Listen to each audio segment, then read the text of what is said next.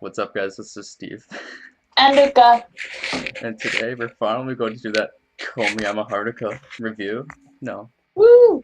Call a- me! after watching it like 2 or 3 weeks What was it, a ago, month ago? maybe, maybe 2 3 weeks ago.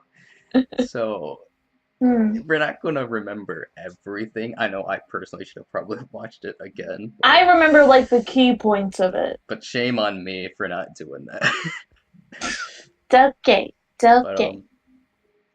so what just okay? It starts off with Komi being surprised. I'm gonna guess this is. See, I don't remember clearly if it started off her getting announced that she made the group or not. Right, the announcement for her documentary. Oh yeah, sorry. The announcement for her see, this is bad.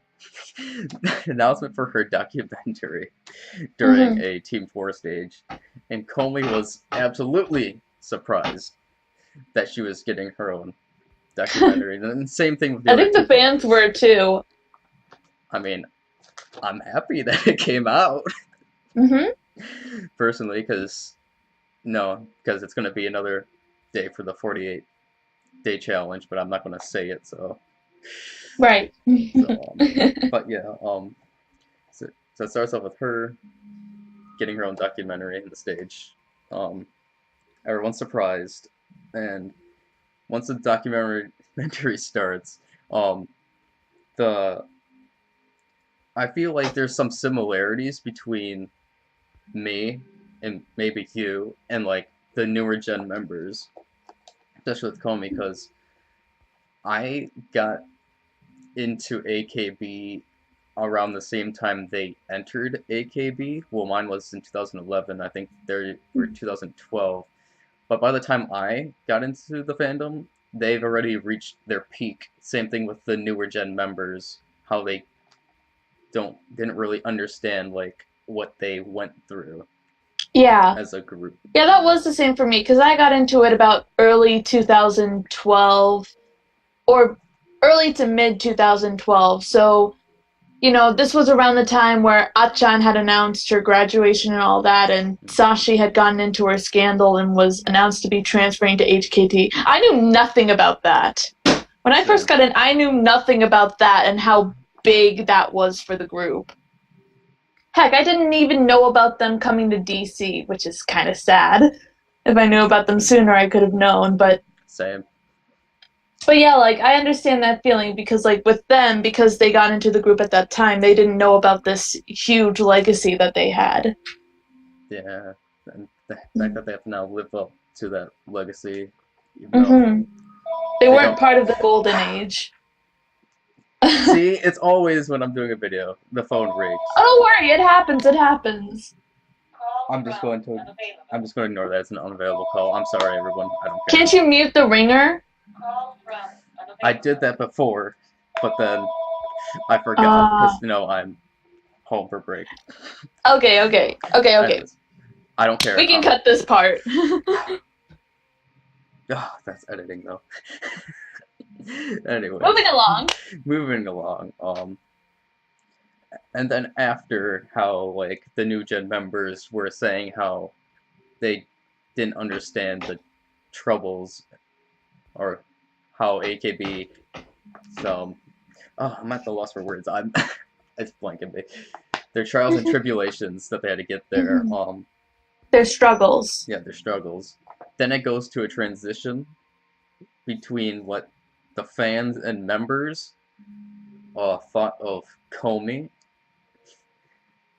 in general. Um, Hmm.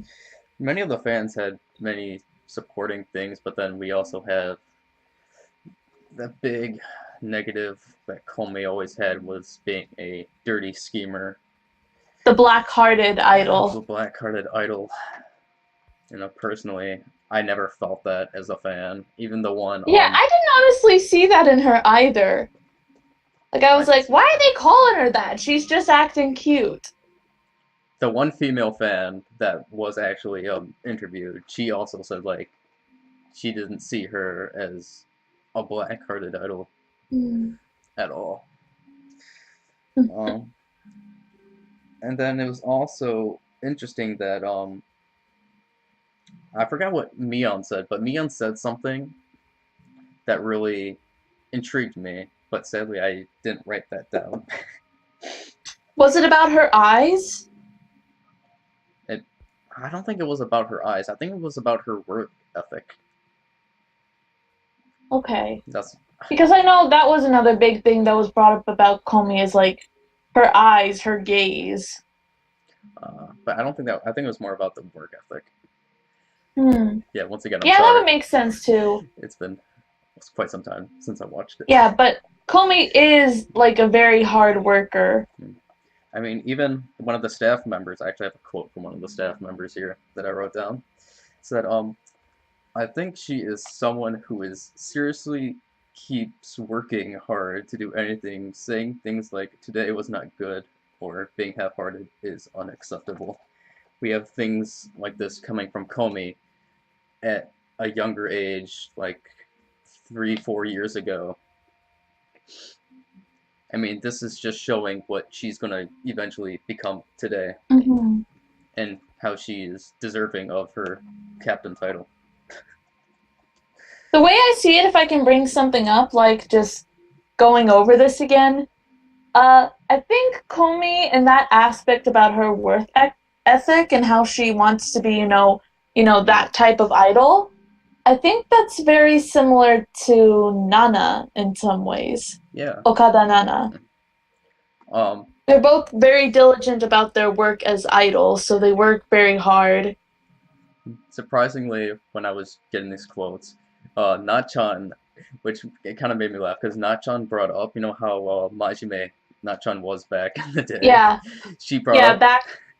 she brought up a thing where like Komi apologized to Nachan herself for not working hard enough, and Oh, I'm like, this you're saying this to Nachan, and Nachan is surprised about this as herself being such a huge Majime.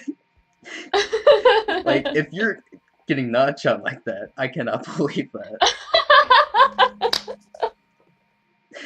That's just how but hardworking that's Kobe also is. like the senpai kohai role because Nana is 1 year seniority, Yeah, that's true. and they're like, is Nana a year older than Komi? Uh, Like in age wise? uh, I think. Ooh, I want I to think think that so. they're either a year apart or they're the same Uh, age. Jesus. Comey's 100. Oh God, 97. Comey was. Wait, Comey's a year younger than me. I think they're both a year younger. I think they're the same age. I could be Komi's a wrong. year I'm sorry. older than me then. I'm sorry. And I I, know that I should know Nana this stuff. is 20 by now. So yeah, Nana is 1 year older than her. Yeah. Ugh. I should know these facts. It's okay, it's Um, okay. and one of the interesting things to see how Comey actually got interested in AKB, it was actually through Majika Gakuen. It wasn't AKB music videos or anything, but it was their drama. That is fascinating to me. See, we were talking about this on Discord too. That's how a lot of people, like when they're first getting into AKB, that's how they're kind of first introduced to them is Majiska Gakuen. Yeah, and AK Bingo. But to be at Majika And Gakuen which was, one did you say that it was? Was it Tomochin that caught her attention? I believe it was. Mm. I believe it was Tomochian. If I only rewatched this. um, yeah, Komi is very, very dedicated. She dances a lot. She Mhm. practices her dancing a lot. Um, she has she's known for her great willpower, apparently, from some of the senpai. Um, and another thing is how much Komi respects uh, Takamina was amazing to Oh see. yeah, I mean, yeah. she like is like mother. Takamina's like mother figure to Kome from how you would see in this documentary, if you would agree with me. Hmm. because Takamina was always there ever since Takamina caught interest of Komi. Yeah. The thing is, like, Takamina, as we know through AK Bingo, she also mentioned that Komi was a black-hearted idol, or just like or a mischievous character. But the reason was because of how hardworking she was with the Hmm. character of her Brutico character that she had. That's why Takamina was caught off guard, seeing that there must be something up with Komi. But no, she's just a hard worker. I thought it was really sweet hearing about their like half-hour long phone call in the middle of the night. Oh, that was really, really sweet. Uh, let's see. And then there was also, even though I don't really, just personally to me, I'm sorry, I don't like Michan that much. Because I feel like her time in the group is kind of like overstayed. Mm. But the thing that Michan said to Komi, it caught me off guard. But at the same time, it makes sense because Michan was, after her scandal, she was the one to give support and advice to the younger members Hmm. of like Team Four and help raise them, saying what and what not to do. But Michan um, figured or caught on to the other members making fun of Comey and distancing themselves because of this dark schemer character that she had. And then to cheer up Comey, Michan said this quote, "You're a schemer because people who are actually like that never reveal their true nature to others. The fact that others are talking about you in this way means that they recognize your efforts in becoming a real idol." Oh, Like, that's so nice. And I that's sweet. coming from Michan, like it makes sense because she's literally the oldest member now. Well, not the oldest age wise, And but gen wise.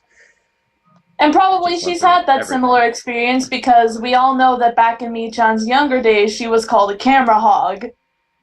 Uh, I think I remember that. Yeah, like Michan was, the members always teased her because she loved the camera. She always wanted her screen time.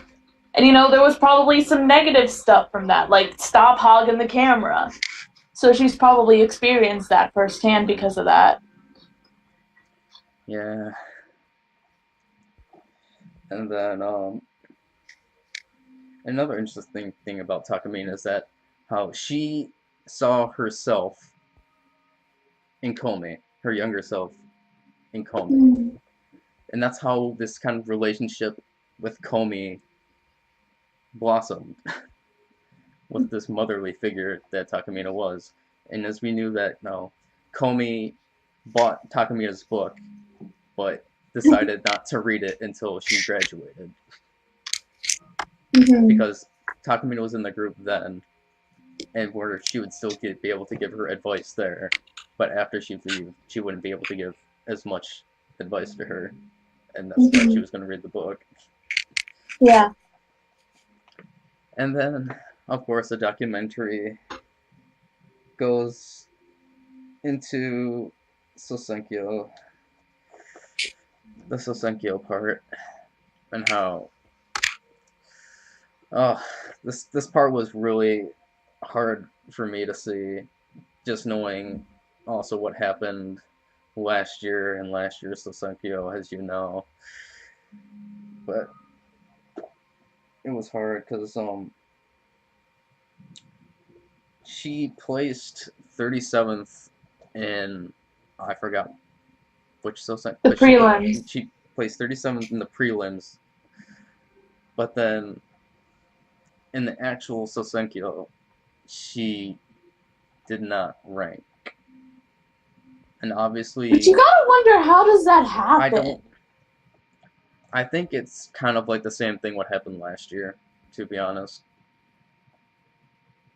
I think that's what might have happened. And Last year, like, last year, Sosenkyo, how she dropped so many ranks of how because fans probably assumed that she would rank in, so they stopped voting and voted for others. uh, That's what I think yeah, probably happened. Um, and we get this whole thing of how distraught she was in the actual arena, the Sosenkyo arena, where it was being taken place, how she was crying and how she was seeing other members of her generation rank in. Even though she placed 37th, she was above a lot of the other 15 Gen members. But then when Sosenkyo actually came, there were just 15 Gen members just being ranked in, and she got cut off. I mean, it was very hard for me to see where I wanted to actually start crying myself because it was just so sad to see. And then the thing was with it was the year where on Google Plus she mentioned that if she didn't rank in that she would graduate from AKB, and then this happened. And I remember seeing the video. I could remember because this is why I'm personally feel close to Komi, because she released the video of her crying and apologizing after the Sosenkyo, and I was I saw the video and commented actually on that video, trying to give my support to Komi because of how sad I felt personally and how she deserved better. I don't know if there's anything you wanted to add. let's see. I didn't see that video myself, but like when I found out about that's what she was thinking at the time. That was really sad. And then, of course, and then I believe was it Takamina or was it her mom that encouraged her to keep on going? So she decided that she would keep on going and not look back anymore, to only look forward. It might have been Takamina, He might have been. but ever since. And then another thing that was caught within this documentary is apparently Komi's handshake lines actually rivaled Senbatsu member handshake lines. That's why she was confused of how she wasn't able to rank. Because if your handshake lines could rival that of Senbatsu, I would also be kind of confused why I would not rank in the Sosenkyo. Hmm. Um, let's see. That's so far I can remember. We see, okay, we had a clip of Takamina's grad concert. This is also with the Takamina stuff of how. Oh, one thing that I remember that we saw was it was during Takamina's produce stages. Oh yeah, the produce stages. When she was doing her produce stage with the 15th generation, and we saw them all practicing, and we saw kind of how they kind of bonded closer with that experience, and I really liked seeing that. And the thing is that it was Komi that had to step up, because as we know that Komi and Mion were kind of like the top members of the 15th gen, because they would probably be like the most well known, especially since and Nanya. Especially since Mion was getting promoted beyond belief with just she was, and the sad thing is Komi, like she wouldn't get any subunits or anything like that, and she would see the other 15 gen members make these subunits that were announced just get pushed some more like Mion, which is totally understandable for Mion now after that one AKB episode of showing their daily lives. Yeah, but but it had to be Komi to step up for the training, for the practicing for the Takamina stage. Komi was so close to Takamina that she did not want to disappoint Takamina. And this scene itself just shows why Komi is captain material. Mhm. And I don't. This is why I don't like where people, when Komi was announced captain, they're like, Komi, a captain? That makes no sense. And then That's gonna be awesome. I'll be like, did you see the Komi documentary? That's all you need to see. Is this documentary proves she's Mhm. a real captain material captain, and she's a leader.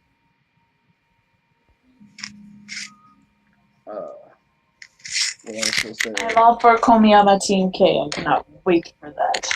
I mean, I'm so ready for Komiyama Team K. Yeah. As I'm now back for Team K. Now it's going to be back being my favorite team. Let's see, what else was there? The Takamina graduation concert. Takamina you want to wrap up with that? During Takamina's graduation concert, and also Takamina handpicked the people who was going to be like at the end of her graduation concert with her song. Right, the one where she talks them to. Yeah. And then Takamina also handpicked Komi for her music video, for her graduation song music video. But Takamina said that you can call me anytime if you have troubles along the lines of that. And that's about. I can kind of imagine that they do keep in contact with each other. Oh, I'm pretty sure they do. Earlier we were talking about Komi being announced for captain. I bet you Takamina sent her a text like, "Yo, you're captain, congrats!" Oh yeah, I also forgot that scene where Komi actually finally made a subunit. Oh yeah, and how Mion just ran up and hugged her, but it wasn't just Mion hugged her, Nanya hugged her, and then Takamina came out of nowhere, just ran, and just started hugging Komi. Because their bond is just so close and just lovable. It really is mother-daughter. I'm trying to rethink if there was anything else. She was happy to see that Mion made center of Tsubasa. However, she was also somewhat sad, but at the same time happy. See, this would have been better. This would have been better if we would have rewatched this, Ruka. But yeah, we've got the main point. So, you want to wrap up with final thoughts?